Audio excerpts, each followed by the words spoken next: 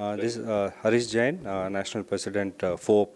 Happy to be here and congratulate our AVPS Chakravarti ji, who is the chairman of the Andhra and Telangana board of FOPE, for organizing such a great program on this important topic of human error reduction.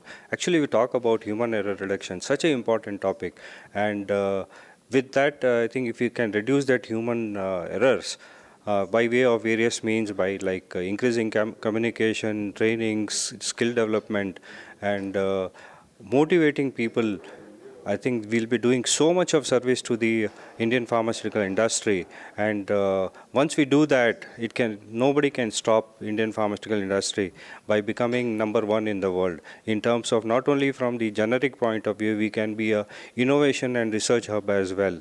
Congratulate again Chakravarti Garu for having this such an excellent workshop and great program we had in the whole day. Great, and human error reduction, I think that's going to be the future of the Indian pharmaceutical industry. Thank you.